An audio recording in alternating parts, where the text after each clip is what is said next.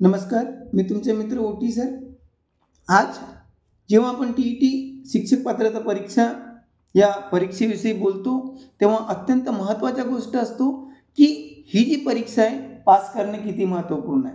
आता तुम्ही सर्व काही जे गुरुजी लोक आहात, मास्तरीणबाई मास्तर लोक आहात, तुम्हाला माहीत आहे की मास्तरांसाठी परीक्षा, आता मास्तरसाठी म्हणतो की मास्तराची काही कदर नाही राहिली, कारण की जे लोक 2010च्या नंतर लागले, 13च्या नंतर लागले, त्यांना पण काय करायचं आहे, द्यायची आहे. म्हणजे ही अतिशय महत्त्वपूर्ण आहे. पण ही जी आहे, या मध्ये तुमचा पेपर 1 असो, पेपर 2 असो, त्यामध्ये तुम्ही आर्टवाले असा, सायन्सवाले असा की कॉमर्सवाले असा, तुम्हाला एक कॉमन सब्जेक्ट असते, कॉमन विषय असते. आणि तो कॉमन विषय म्हणजे कोणता? बालमानसशास्त्र आणि अध्यापनशास्त्र, ज्याच्यामध्ये आपल्यासाठी जेवढे काही आपण परीक्षा देत आहोत त्या सर्वांसाठी हा जो विषय आहे बालमानसशास्त्र आणि अध्यापनशास्त्र अतिशय कठीण विषय असा समजला जातो. कारण की याच्यामध्ये कितीतरी बालमानसशास्त्रज्ञ असतात, कितीतरी वेगवेगळे आपल्याला ज्या काही बालकांच्या अवस्था आहेत त्यांच्याशी डील करायची असते, त्यांना सॉल्व करायचे असतात. त्यामध्ये बालमानसशास्त्र आला म्हणजेच काय आलं, बालमानसशास्त्रज्ञ आलं. बालमानसशास्त्रज्ञ आले म्हणजे त्यांचे काय आल्या, उपपत्त्या आल्या. असे वेगवेगळ्या जे काही अध्यापन पद्धती आहेत त्या अध्यापनाच्या वेगवेगळ्या पद्धती आल्या. तर हा जो बालमानसशास्त्र आणि अध्यापनशास्त्र आहे याचा पाठ्यक्रम, याचा सिलेबस काय असेल हे आपण जाणून घेऊया. याचं कारण काय आहे की पाठ्यक्रम आणि सिलेबस जेव्हा मी पहिल्यांदा काय केली, टीची परीक्षा देऊ गेली, तेव्हा मी पूर्ण पुस्तका शोधल्या, पूर्ण यूट्यूब चॅनल शोधून मारला, पण मला कोणीही हा जो पाठ्यक्रम आहे, सिलेबस आहे, अभ्यासक्रम आहे मला सांगितलं नाही. मी म्हटलं जी प्रॉब्लेम मला आली ते माझ्या कोणत्याही शिक्षक बंधूंना येऊ नये आणि जेणेकरून ते या परीक्षेमध्ये 30 पैकी 30 गुण काय करतील, सहज मिळवू शकतील. अजून सांगतो की पाठ्यक्रम किंवा सिलेबस किंवा अभ्यासक्रम हा माहीत का पाहिजे. एक उदाहरण देतो. समजा आपल्याला शत्रूशी लढायचं आहे आणि आपण काय केला, फक्त पहलवानीची कुस्ती के एक साथ में अगर 2 को हात मारूंगा तो खत्म हो जाएंगी, अशी आपण मेहनत केली कुस्तीबाजीची. आणि माहीत झालं की जेव्हा आपण रणभूमीत गेलो त्याच्याकडे बंदूक होती भाऊ, तो दुरूनच काय करेल, ढाई करेल. याचा अर्थ असा आहे की आपण जो काही करत आहोत तो काय करत आहोत, काय करणार आहोत हे आपल्याला माहीत पाहिजे. आणि या सर्वांसाठी आपल्याला सिलेबस, पाठ्यक्रम, अभ्यासक्रम अतिशय महत्त्वपूर्ण आहे. चला आपण मोठ्या बाता काय करूया, सिलेबस बघूया. तर इथं 30 पैकी 30 गुण आता इथं दिलेलं आहे की एकूण गुण हे 30 असतील. त्याच्यानंतर एकूण जे प्रश्न असतील ते 30 असतील आणि या 30 प्रश्न म्हणजे बहुपर्यायी प्रश्न असतील. एका प्रश्नासाठी तुम्हाला 4 पर्याय दिलेले असतील आणि 4 पैकी कोणताही एक पर्याय काय असेल, बरोबर असेल. अजून एक इथं ॲड करून देऊया की याच्यामध्ये निगेटिव्ह मार्किंग नाही. म्हणजे तुमचा एखादा प्रश्न चुकला तरी पण तुम्हाला निगेटिव्ह मार्किंग होणार नाही. म्हणजे तुम्ही सर्व प्रश्न काय करू शकता, सॉल्व करू शकता. आणि प्रश्नपत्रिकेमध्ये याचा प्रश्न क्रमांक काय असते, तर प्रश्न क्रमांक 61 ते 90 असा असते. अशा प्रकारचं हे आपण सिलेबस बघतो. याच्यामध्ये ओटी गुरुजीच्या स्वतःची काय आहे, एक विचारधारा आहे आणि ती विचारधारा म्हणजे नियोजनबद्ध अभ्यास ही यशाची गुरुकिल्ली होय.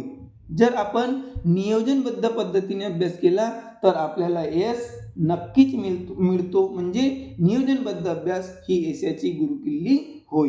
चला बघूया आपण याचा अभ्यासक्रम काय असेल. तर पाठ्यक्रम, अभ्यासक्रम आम्ही खूप मेहनतीने तुमच्यासाठी बनवला आहे.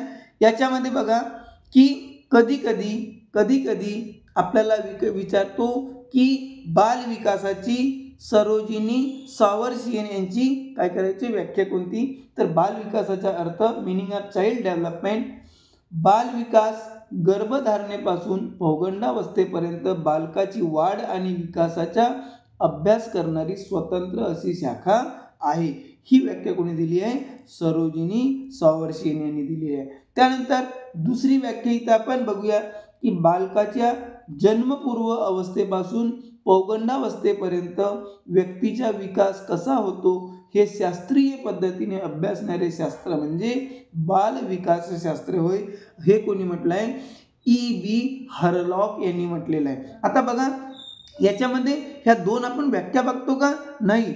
आपल्या सिलेबसमध्ये काय दिलेलं आहे की बाल विकास म्हणजे काय आणि या बाल विकास म्हणजे काय हे सांगण्याचं काम इथं दोन बाल विकास मानसशास्त्रज्ञांनी दिले, एक सरोजिनी सावर्सियन आणि दुसरा E.B. हरलॉक. त्यानंतर आपला अभ्यासाचा पुढला आपण भाग बघूया. चला कुठं गेला जी? हां बरोबर आहे. पुढला आपण भाग बघूया. काय दिलेलं आहे की बाल विकासाची तत्वे जेव्हा आपण बघूया, बघा इथं प्रिन्सिपल्स ऑफ चाइल्ड डेव्हलपमेंट. आम्ही खूप मेहनतीने तुमच्यासाठी सर्व सिलेबस आणलेला आहे. Principles of child development. आता याच्यामध्ये बाल विकासाची तत्वे जेव्हा बघतो तेव्हा आपण त्या बाल विकासाचे स्वरूप नक्की विचारला जातो. तर बालकाचा जो विकास आहे हा कशा प्रकारे विकास होतो? शारीरिक विकास, भाषिक विकास, भावनिक विकास, बौद्धिक विकास, मानसिक विकास, सामाजिक विकास आणि नैतिक विकास हे बालकाच्या विकासाचे काय आहेत? स्वरूप आहेत. त्यानंतर वाढ आणि विकासाचा काय अर्थ असतो? तर वाढ आणि विकास म्हणजे काय? कधी कधी आपण काय करतो, वाढ म्हणजेच विकास समजतो किंवा विकास म्हणजेच वाढ समजतो. तर वाढ आणि विकास यावर सुद्धा प्रश्न विचारतात. तर शरीर अवयवाच्या आकारात दिसून येणारा मापन योग्य बदल म्हणजे वाढ, जो आपल्या खुल्या डोळ्यांनी दिसते आणि ज्याला आपण काय करू शकतो? मापन करू शकतो, मोजू शकतो. म्हणजे बघता बरोबर आपण काय करू शकतो? त्याला काय करू शकतो? मोजू शकतो किंवा त्याला दिसून येतो तो असा बदल म्हणजे काय आहे?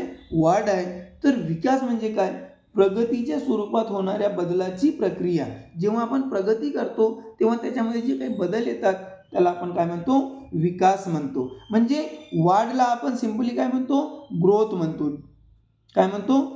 म्हणतो. आणि विकासाला आपण काय म्हणतो? डेव्हलपमेंट म्हणतो. म्हणजे ग्रोथ आणि डेव्हलपमेंट, वाढ आणि विकास यांचा अर्थ काय असतो? वेगवेगळा असतो. एकाच याची वाढ झाली म्हणजे त्याचा विकास होईल असं नाही, आणि एखाद्याचा विकास जर होत असेल तर त्याची वाढ होण्याचे चान्सेस जास्त दिसून येतात. तर वाढ आणि विकासावर सुद्धा प्रश्न विचारले जातात. हा आपल्या सिलेबसचा काय आहे? भाग आहे. त्यानंतर आपण बघूया की जे काही बालक आहे त्याच्या विकासाच्या अवस्था, स्टेजेस ऑफ चाइल्ड डेव्हलपमेंट.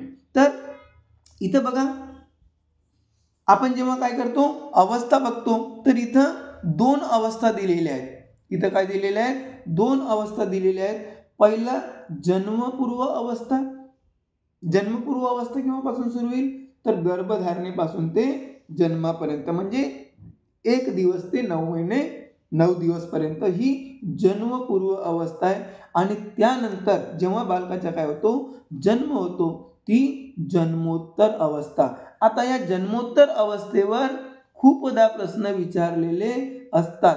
आता या जन्मोत्तर अवस्था जेव्हा आपण बघूया, बघूया तर या जन्मोत्तर अवस्थेमध्ये नवजात अवस्था, बघा प्रत्येक परीक्षेमध्ये प्रश्न विचारला जातो. नवजात अवस्था हे 0 ते 30 दिवस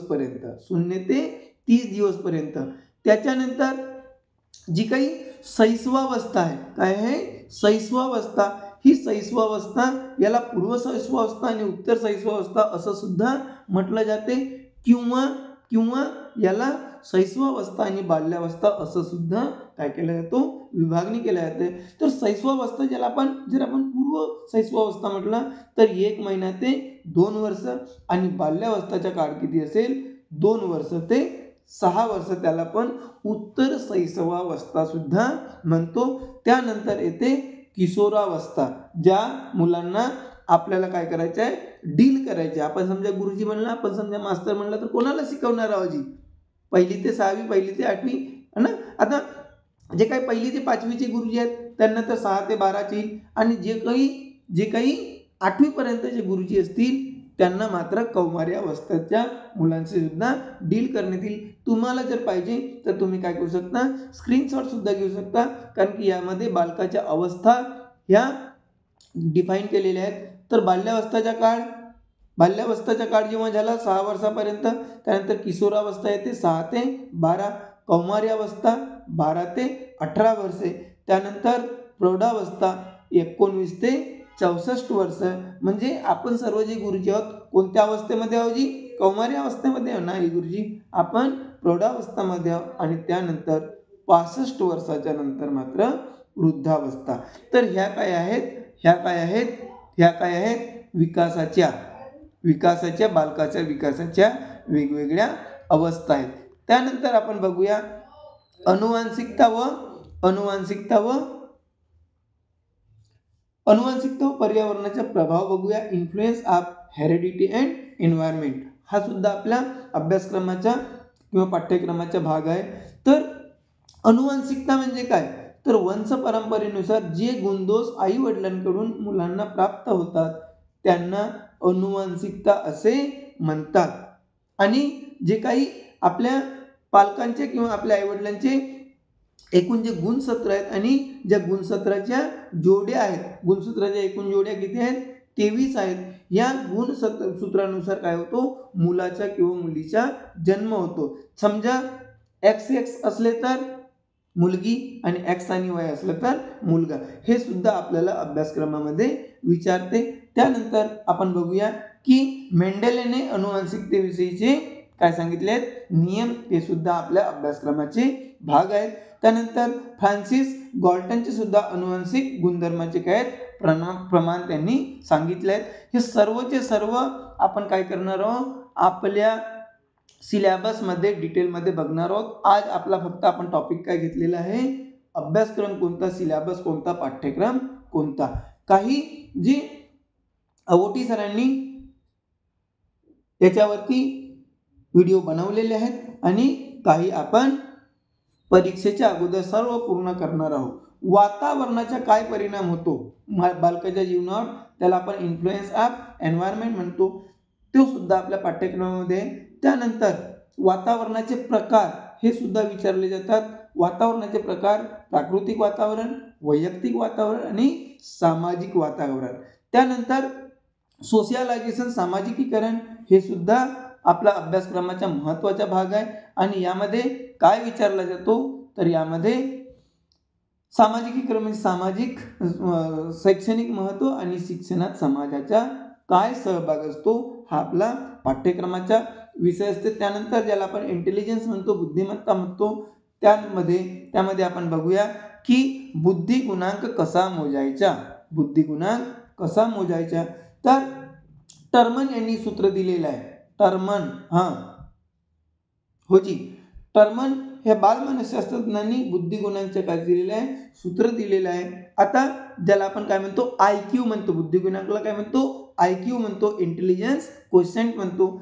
तर बुद्धिगुणांचे टर्मन यांनी सूत्र दिलेलं आहे बालकाचं मानसिक वय भागीला त्याचं शारीरिक वय गुणिले 100. आता याच्यामध्ये आपण बघू शकतो, यामध्ये मी काय दिलेलं आहे की 2013 मध्ये पेपर 2ला क्वेश्चन नंबर 68 आणि क्वेश्चन नंबर 76 जे तुमच्याकडे PYQ असेल तर तुम्ही बघू शकता, यावर काय विचारलेला होता, प्रश्न विचारलेला होता. त्यानंतर हे जे काही बुद्ध्यांक आहे किंवा बुद्धिगुणांक आहे हे वेगवेगळ्या प्रकारचे असते. एक जे IQ आहे हे EQ आणि SQ ह्या दोन भागामध्ये सुद्धा काय असते डिवाइड असते. EQ म्हणजे काय इमोशनल क्वेश्चन ज्याला आपण काय म्हणतो भावनात्मक बुद्ध्यांक म्हणतो. आणि SQ म्हणजे काय तर स्पिरिच्युअल किंवा सोशियल क्वेश्चन म्हणतो, ज्याला आपण आध्यात्मिक किंवा सामाजिक बुद्ध्यांक म्हणतो. हे सुद्धा आपल्या पाठ्यक्रमाचा भाग आहे. त्यानंतर बुद्धिमत्तेचे प्रकार. आता बुद्धिमत्तेचे प्रकार याच्यामध्ये सांगतिक बुद्धिमत्ता, शरीर किंवा स्नायूविषयक बुद्धिमत्ता, अवकाशीय दृष्टिगोचर बुद्धिमत्ता, तार्किक किंवा गणिती बुद्धिमत्ता आणि भाषिक किंवा वाचिक बुद्धिमत्ता असे बुद्धिमत्तेचे प्रकार आपल्या सिलेबसचे काय पार्ट आहे. त्यासोबतच निसर्गविषयक बुद्धिमत्ता, आंतरव्यक्ती बुद्धिमत्ता आणि व्यक्ती अंतर्गत बुद्धिमत्ता असे 8 बुद्धिमत्तेचे काय दिलेले आहेत प्रकार आपल्या सिलेबसमध्ये समाविष्ट केलेले आहेत. त्यानंतर आपण बघूया की सर्वसमावेशक शिक्षण, ज्याला आपण इन्क्लुसिव्ह एज्युकेशन म्हणतो किंवा एज्युकेशन म्हणतो, तर सर्वसमावेशक शिक्षण इन्क्लुसिव्ह एज्युकेशन, ॲक्च्युली तो एज्युकेशन आहे पण आपण त्याला एज्युकेशन म्हणतो. तर याच्यामध्ये शिक्षण वंचित जे बालक आहेत त्यांच्या काय समस्या आहेत याच्यावर प्रश्न येतात, त्यांच्या समस्या दूर करण्याचे उपाय आणि महत्त्वाची जी काही पद्धती आहे मॉन्टेसरी पद्धती, तर मॉन्टेसरी पद्धती ते 4 तत्व, कधी कधी फक्त मॉन्टेसरी पद्धती विचारते किंवा त्याचे तत्व विचारते. तर याच्यामध्ये काय बालकाच्या व्यक्तिमत्वाचा विकास, इंद्रिय शिक्षण, स्वयं शिक्षण आणि वैयक्तिक शिक्षण हे अभ्यासक्रमाचे काय आहेत पार्ट आहेत. आम्ही तुमच्यासाठी खूप मेहनत करून, कारण की जी मला काय गेली तकलीफ गेली, त्रास गेली, त्रासा गेली, माझ्या बंधूंना जाऊ नाही. अध्ययन व शिक्षणशास्त्र, ज्याला आपण लर्निंग अँड पॅडागॉजी म्हणतो आपण, त्याच्यावर प्रश्न विचारतात. अतिशय महत्त्वाचा टॉपिक आहे लर्निंग अँड पॅडागॉजी, अध्ययन व शिक्षणशास्त्र. अध्यापनाची उद्दिष्टे, ऑब्जेक्टिव्ह ऑफ चिटिंग म्हणतो जे मी काय म्हणतात ते टीचिंग, तर ऑब्जेक्टिव्ह ऑफ टीचिंग, अध्यापनाची उद्दिष्टे आपल्या सिलेबसमध्ये आहे. शिक्षणाचे प्रकार, औपचारिक शिक्षण, अनौपचारिक शिक्षण आणि सहज शिक्षण. असा बिलकुल म्हणू नका की गुरुजी तुम्ही औपचारिक म्हणजे काय, अनौपचारिक म्हणजे काय आणि सहज म्हणजे काय, कारण की ताई आपण आज काय बघत आहोत फक्त सिलेबस समजा तुम्हाला असं समजून दिलं तर तुम्हाला सिलेबस वेगळाच राहील आणि माझा प्रवचनच वेगळा होऊन जाईल ना, बरोबर आहे. तर फक्त आपण आज सिलेबस बघत आहोत. त्यानंतर महत्त्वाचं त्रिभाषा सूत्री, राष्ट्रभाषा, विभागीय भाषा आणि संपर्क भाषा हे आपल्या सिलेबसमध्ये विचारतात. त्यानंतर शिक्षणाची प्रमुख ध्येये कोणकोणती मी महत्त्वाची इथं दिलेली आहेत. ज्ञानप्राप्ती, चारित्र्य संवर्धन, शरीर संवर्धन, चरितार्थ साधन आणि सर्वांगीण विकास. जे कोणी भाऊबाई अगोदर ठेच लागली असेल आणि नापास झाले असतील, होऊ शकते ओटी गुरुजीचे व्हिडिओ बघितले नसतील, त्यांना माहीत आहे की तुमचा जो पेपर आला किंवा तुम्ही समजा दुसऱ्या कोणत्याही पुस्तकातून तयारी करता, तर याच्यावरच जेवढं मी आपण सिलेबस सांगितलं त्याच्यावरच विचारलेलं आहे. पण आपल्याला असं एक नुसतं नेमका सिलेबस कोणता हा सिलेबस आपल्याला माहीत नाही. त्यानंतर व्यक्तिमत्वाचा सर्वांगीण विकास हे शिक्षणाचे मुख्य उद्दिष्ट आहे. त्यानंतर शिक्षण प्रक्रिया ही जीवनभर सातत्याने चालणारी आणि अखंड प्रक्रिया आहे. गुरुजी कोणी म्हटलं जी? ओटी गुरुजीने म्हटलं. अरे दादांनो, असे कधी कधी काय येतात स्टेटमेंट असतात आणि तुम्हाला विचारतात हे चूक आहे की बरोबर आहे. तर जे काही आवश्यक आहेत ते आम्ही इथे दिलेले आहेत. त्यानंतर भारतातील शैक्षणिक पार्श्वभूमी, तर राज्य अभ्यासक्रम आराखड्यातील महत्त्वाची तत्त्वे कोणती. त्यानंतर सुधारित राष्ट्रीय अभ्यासक्रम आराखडा, जो आपण त्याला काय म्हणतो NEP म्हणतो, 2005, त्याच्यानुसार काय दिलेलं आहे तर बालकांना मोफत व सक्तीच्या शिक्षणाचा कायदा. आता जो हा कायदा आहे याविषयी थोडक्यात मी इथे दिलेलं आहे की NEP 2025 काय आहे. त्यानंतर 2005चा राष्ट्रीय अभ्यासक्रम आराखडा NEP 2020 आहे. तर राष्ट्रीय अभ्यासक्रम आराखडा 2005चा, तर बालकांच्या मोफत व सक्तीच्या शिक्षणाचा जो आपण काय केला होता कायदा केला होता. तर हा 4 ऑगस्ट 2009 रोजी भारतीय संसदेने बालकांना मोफत व सक्तीच्या शिक्षणाचा कायदा पारित केला. त्याची अंमलबजावणी 1 एप्रिल 2010 पासून झाली आणि 0 ते 14 वयोगटातील बालकांना याद्वारे मोफत आणि सक्तीचे शिक्षण देण्यात आले. कोणत्यानुसार जी? तर जो काही कुठं गेला कसा राष्ट्रीय अभ्यासक्रम आराखडा 2005 नुसार. त्यानंतर याचे उद्देश काय होते तर शिक्षणातील विषमता दूर करण्याचा प्रयत्न करणे, विशेष गरजा असणाऱ्या मुलांसाठी खास तरतुदी करणे आणि भारतीय संविधानात्मक मूल्यांचे शिक्षण आणि मानवी हक्काचे शिक्षण हे याचे काय होते उद्दिष्ट होते. त्यानंतर शालेय अभ्यासक्रमातील महत्त्वाचे बदल सुद्धा आपल्या अभ्यासक्रमात विचारतील. 10 जीवन कौशल्ये जे कुणी नमूद केलेले आहेत तर जागतिक आरोग्य संघटनेने नमूद केलेले 10 जीवन कौशल्य सुद्धा आपल्या अभ्यासक्रमाचा भाग आहे. त्यानंतर शैक्षणिक मूल्यमापन, ज्याला आपण काय म्हणतो अकॅडमिक इव्हॅल्युएशन म्हणतो, हे आपल्या सिलेबसचा पार्ट आहे. त्यानंतर मूल्यमापनाची साधने कोणती, जेव्हा आपण इव्हॅल्युएशन करतो त्याचे एड्स कोणते आहेत, साधन कोणते आहेत. तर पहिली परीक्षा पद्धती जी पारंपरिक पद्धतीने सुरू आहे, त्याच्यामध्ये तोंडी परीक्षा, लेखी परीक्षा आणि प्रात्यक्षिक परीक्षा, आत्मनिरीक्षण पद्धती, दैनंदिन समस्या सूची करणे, मुलाखत आणि अभिरुची किंवा प्रश्नावली. त्यानंतर शिक्षकाचे निरीक्षण, प्रासंगिक नोंदी घेणे, पदनिश्चयन श्रेणी आणि पडताळा सूची, प्रक्षेपण साधने, वाक्यपूर्ती करणे, अपूर्ण गोष्टी पूर्ण करणे आणि चित्र काढणे. त्यानंतर समाजमिती तंत्रे. समाजमिती तंत्रामध्ये काय आहे ते फक्त आहे खूप सोपा, पण जे शब्द आपण ऐकत नाही त्यांना ते आपल्याला काय करतात, कठीण वाटतात. पण आम्ही याच्या प्रत्येकावर काय केलेले आहेत, व्हिडिओ बनवले आहेत. समाजमिती तंत्रेमध्ये समूहामध्ये जुळवून घेणे आणि एकलकोंडेपणा नसणे. त्यानंतर आपला अभ्यासक्रमाचा पुढला भाग आहे शिक्षणाचा हक्क विषयक कायदा आणि राष्ट्रीय अभ्यासक्रम आराखड्यातील अपेक्षा, आणि त्याच्यासोबतच आपल्या पाठ्यक्रमामध्ये विचारतो सध्याच्या मूल्यमापन प्रक्रियेतील उणिवा. तर हे याच्यासोबतच विकासात्मक व अध्ययनात्मक सिद्धांत. आता याच्यामध्ये बघा कितीतरी काय असतात, थेरीज येतात, कितीतरी काय करतात, हो ना जी, थेरी येतात ना वेगवेगळ्या मानसशास्त्रज्ञांच्या. तर जे आपले जे वेगवेगळे मानसशास्त्रज्ञ आहेत ते तुम्ही स्क्रीनशॉट घेऊ शकता. मी थोडा वेळ काय करतो, स्क्रीनला पॉज करून ठेवतो. सायकोडायनामिक थेरी कोणी मांडली आहे, सिगांड फ्रायडमॅननी मांडलेली आहे. त्यानंतर मोरल डेव्हलपमेंट थेरी हे लॉरेन्स कोलबर्ग यांनी मांडलेली आहे. त्यानंतर सोशिओ कल्चरल थेरी लेओ वागोत्स्की किंवा वायगोत्स्की असं सुद्धा आपण त्याला म्हणतो. त्यानंतर सायकोसोशल थेरी एरिक एरिक्सन यांनी मांडलेली आहे. त्यानंतर बिहेवियरल थेरी BF स्किनर यांनी मांडलेली आहे. आता बघा ताई, तुम्ही म्हणाल की गुरुजी असं तर येत नाही, याच्या कधी कधी काय करतो मराठीमध्ये विचारतात है ना. आता ह्या ज्या थेरी आहेत ह्या कुठं आहेत, इंग्रजीमध्ये दाखवलेल्या आहेत. आपण याच्या मराठीमध्ये काय म्हणतात हे सुद्धा आपण काय दिलं आहे आपल्या व्हिडिओमध्ये सांगितलेलं आहे आणि अजूनही सुद्धा सांगतो आहे.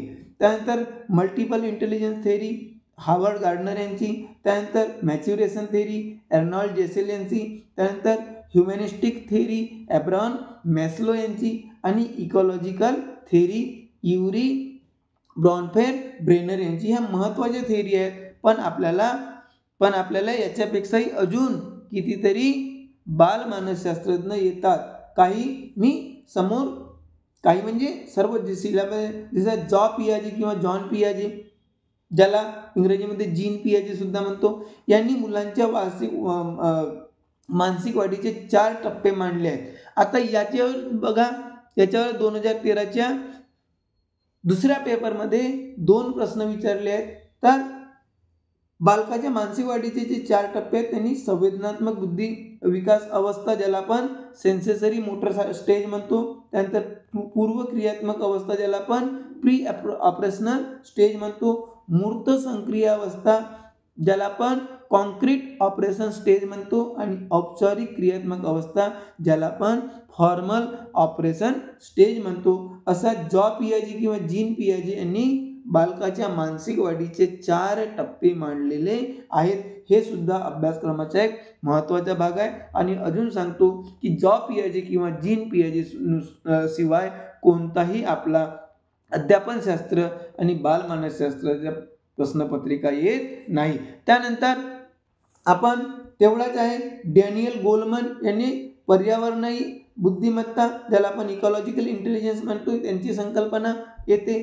त्यानंतर हार्वर्ड गार्डनर यांच्या विद्यार्थ्याच्या बुद्धीमध्ये फरक असतो असा सिद्धांत मांडला, ज्याला ते काय म्हणतात मल्टिपल इंटेलिजन्स या नावाने आपला याचं काय केलं आहे सिद्धांत मांडलेला आहे. त्यानंतर राज्याचे शैक्षणिक धोरण सोडविण्याचे कार्य कोण करतात असा प्रश्न विचारतो. 2015 मध्ये सुद्धा विचारलेला आहे. तर कोण करतात आपल्या राज्याचे शिक्षण मंत्री करतात. सध्याचे शिक्षण मंत्री कोण आहेत जी? भुसे साहेब. ठीक आहे, दादाजी भुसे. ठीक आहे, आहेत का जी? ठीक आहे. त्यानंतर पुढला प्रश्न आपण बघूया की मानवी वर्तनाचे शास्त्र ते मानसशास्त्र ही व्याख्या वॉटसन यांनी केली. ह्या बघा, आता तुम्ही आतापर्यंत म्हणत असाल गुरुजी पेपर 2चे सांगतात, पेपर 1 मध्ये सुद्धा आलेलं आहे, की कारण की सांगायचा अर्थ असा की बालमानसशास्त्रज्ञाचा जो काही सिलेबस आहे तो पेपर 1 आणि पेपर 2 साठी सारखा असतो. त्यानंतर दुसरा सामाजिक निरीक्षणात्मक अध्ययन उपपत्ती हे अल्बर्ट बांदुरा यांनी मांडलेली आहे. त्यानंतर साधक अभिसंधान पद्धतीच्या उद्गाता आपण कोणाला म्हणतो तर B.F. स्किनर यांना म्हणतो. हा सुद्धा प्रश्न विचारलेला आहे पेपर 1 मध्ये 2013 मध्ये. त्यानंतर अजून ज्या काही महत्त्वाच्या ज्या संकल्पना आहेत इथं दिलेल्या आहेत की अध्ययन विषयक क्षेत्रीय उपपत्तीचा जो सिद्धांत आहे हा कुर्ट लेवनी या मानसशास्त्रज्ञाने मांडलेला आहे. हा सुद्धा प्रश्न आलेला आहे.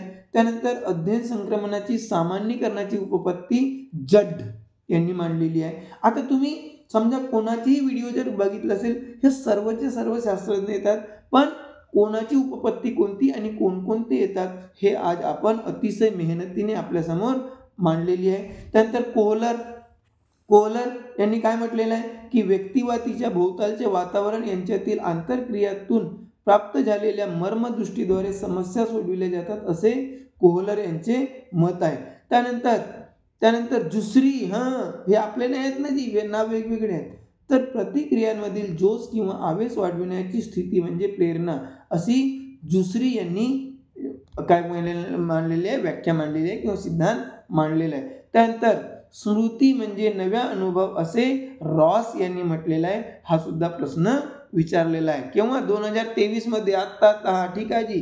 त्यानंतर बुद्धिमत्ता म्हणजे बदलत्या परिस्थितीत नव्या गरजा भागविण्यासाठी वेगवेगळ्या प्रकारे विचार करण्याची शक्ती असे स्टर्न यांनी म्हटले आहे. बघा स्टर्न. त्यानंतर अल्फ्रेड बिने आकलन, शोध, दिशा व टीका हे बुद्धीचे 4 पैलू आहेत असे कोणी सांगितले आहे? अल्फ्रेड बिने यांनी मांडलेलं आहे. आपण सिलेबस तर दिलेलाच आहे, पण थोडक्यात तुम्ही ही फक्त नोट्स सुद्धा बनवून टाकली तर गॅरंटी सांगतो 30 पैकी 30 तर घेण्याचे आहे, पण 25च्या वर तुम्हाला नक्की मिळेल. अजून सांगतो जी, तुम्हाला मेरिट येऊन काय फायदा नाही आहे, पास होणे महत्त्वाचे आहे. पण गुरुजी लोक चांगल्या मार्काने पास झाले तर चांगला वाटतो. त्यानंतर डॅनियल गोलमन यांच्या सुद्धा काय केलेलं आहे, विचार आहे त्यांचे. त्यानंतर मार्शाविल व बुश जॉईस हे यांनी काय केलेलं आहे, अध्यापनाच्या प्रतिमानाचे जनक त्यांना मानलेलं आहे. त्यानंतर हार्वर्ड व राथवे यांच्या मते शारीरिक विकासाचा वेग जन्मापासून 2 वर्षापर्यंत खूप असतो असं म्हणजे वेगळे. त्यानंतर क्रॉन बॅके व सपे, त्याला स्पे असं सुद्धा म्हणतात, यांच्या मतानुसार ज्या मूल्यमापनात कृतीचा निर्देश केलेला असतो त्यास निर्णयप्रेक्षी मूल्यमापन म्हणतात. त्यानंतर विज्ञाननिष्ठ भूमिकेवर आधारलेल्या मानसशास्त्राचा पाया घालून वेदना, भावना आणि कल्पना यांच्या अभ्यासावर विशेष भर हा विचार कुणी मांडलेला आहे? विल्यम उंट यांनी दिलेला आहे. त्यानंतर बॅगले यांनी आदर्शवादी उपपत्ती मांडली. त्यानंतर अध्यापनात संबंधीचे, आता अध्ययन आणि अध्यापनात संबंधीचे वर्णनात्मक, परिणाम कारकाधिष्ठित, उद्दिष्टित व आदर्शवादी असे 4 स्पष्टीकरण कोणी मांडले आहेत? B.O. स्मिथ यांनी दिलेले आहेत आणि यावर सुद्धा प्रश्न विचारलेला आहे. त्यानंतर जॉन बी कॅरल यांनी काय केलं आहे? शालेय अध्यापनाचे प्रतिमान, ज्याला आपण मॉडेल ऑफ स्कूल लर्निंग म्हणतो, तर हे कोणी शोधून काढलेलं आहे? जॉन बी कॅरल यांनी शोधून काढलेलं आहे. हा सुद्धा प्रश्न 15 डिसेंबर 2013च्या पेपर 2 मध्ये प्रश्नसहित आम्ही दिलेले आहे. आता बघा सेम प्रश्न आहेत, एक 83 मध्ये, एक 84 नंबरच्या प्रश्नावर दिलेला आहे. तर असेच आम्ही सर्व जे विषय आहेत याचे अभ्यासक्रम, पाठ्यक्रम घेऊन येणार आहोत. जर तुम्ही आमच्या चॅनलवर नवीन असाल, आत्ता जर तुम्हाला वाटत असेल की ओटी गुरुजी तुमच्यासाठी ओव्हर टाईम करत असेल तर लाईक करा, सबस्क्राईब करा. कोणत्या चॅनलला? सोशल, सर्व काही समाजासाठी भाऊ. चला ठीक आहे. आणि याचा फायदा एक होईल की ओटी गुरुजीचे सर्व व्हिडिओ तुम्हाला मिळत जातील. पुन्हा आपण भेटूया नवीन विषयासोबत. नमस्कार.